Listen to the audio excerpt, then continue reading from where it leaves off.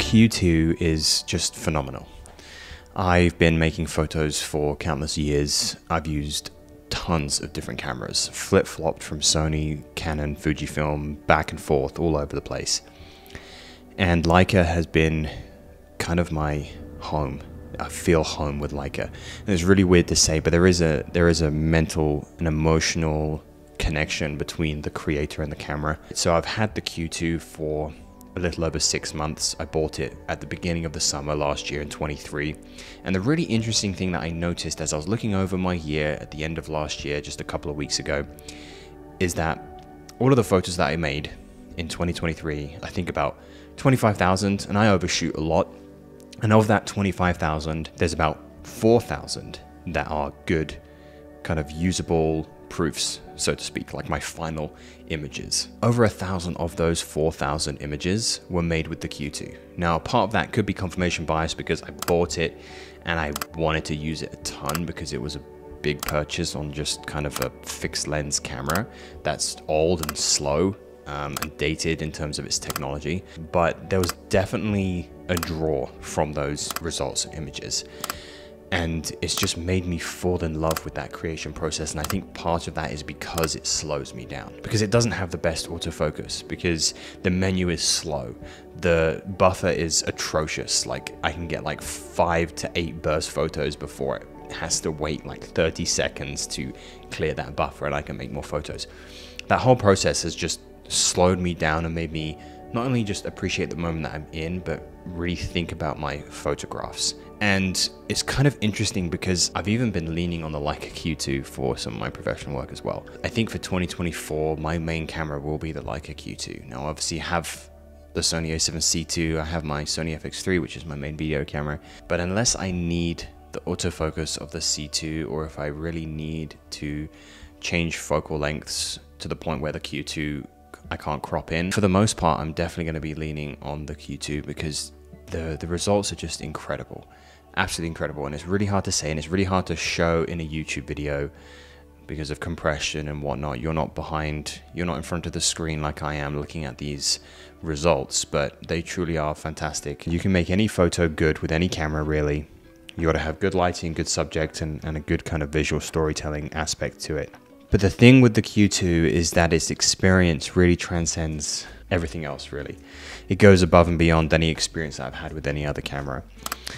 So kind of take that into consideration when I'm going through these, because these photos, they're not good just because I made them with the Q2. There's a lot of other factors as well. But just kind of going over some of my thought processes behind these photographs and kind of why I think the Q2 excels in these photos is the whole point of this.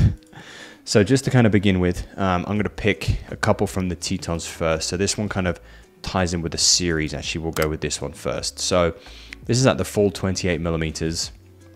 And this is one of the things I love about the Q2 is I always have it with me. So these moments that I generally wouldn't usually capture, I'm capturing because I have this camera on me at all times. So we're just waiting in a parking lot in the Tetons, me and some of my other photographer friends. We're waiting for sunset. It's around 6 p.m.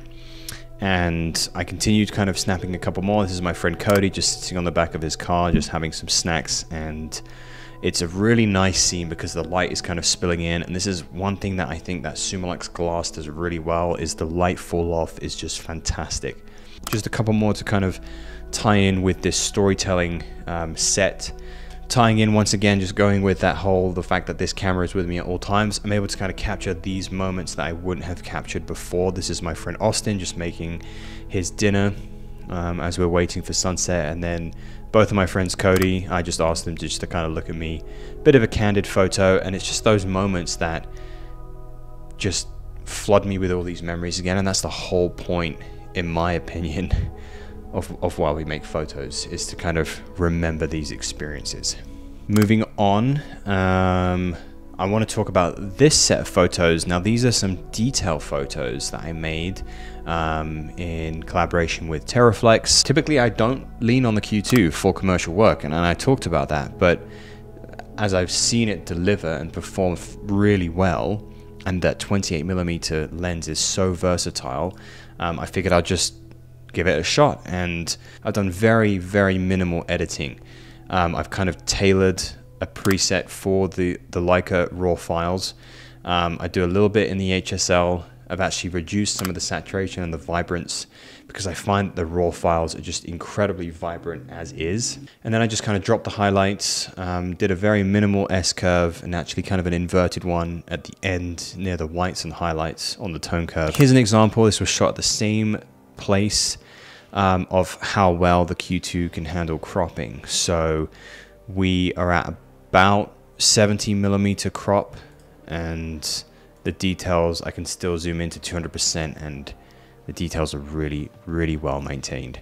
And it sounds really cliche, but the Q2 it's essentially like having 3 primes in one.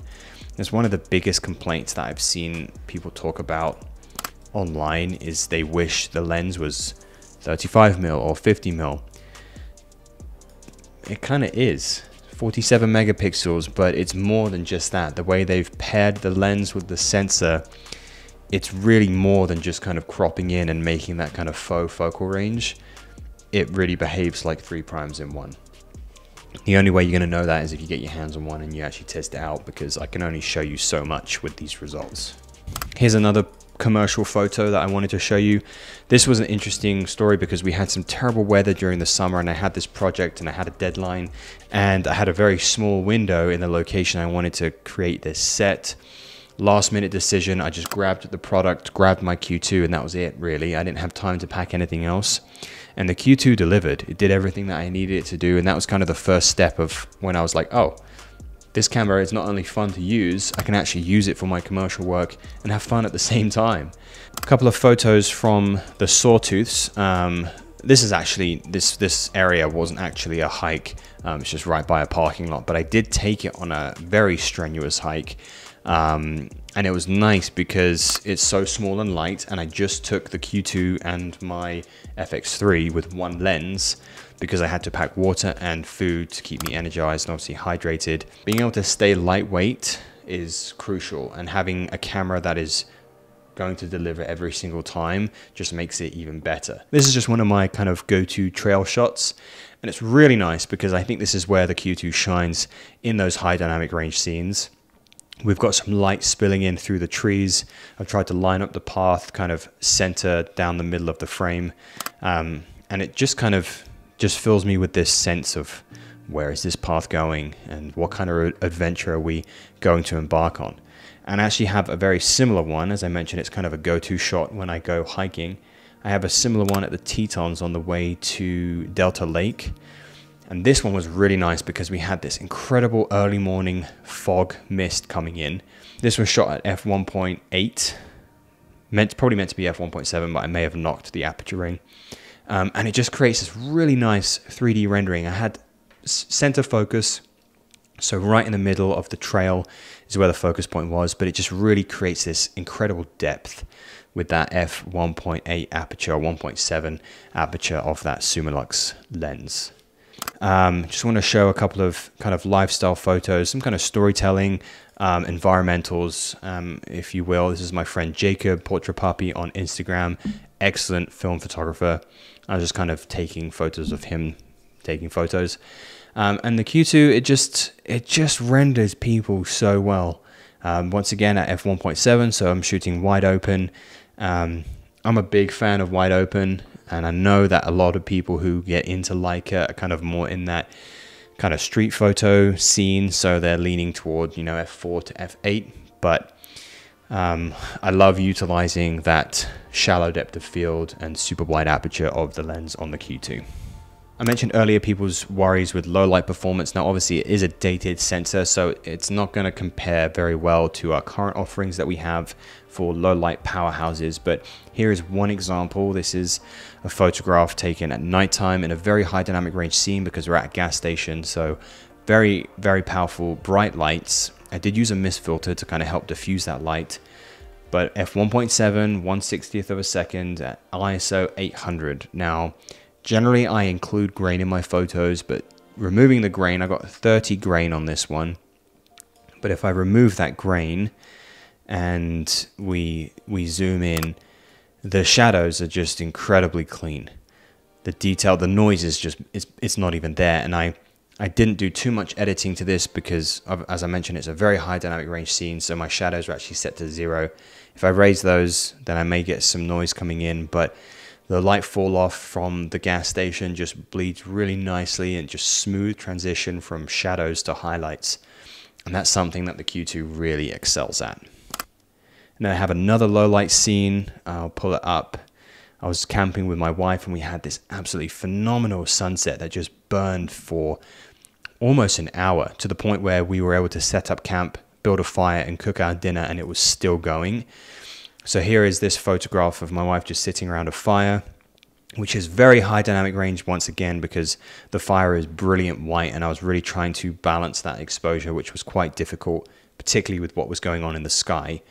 But after all is said and done, the Q2 delivered and performed exceptionally well. We're going to 200%, we start to see some noise, but coming back out, obviously I've got a little bit of motion blur on my wife's hand because it was handheld at 1/30th of a second.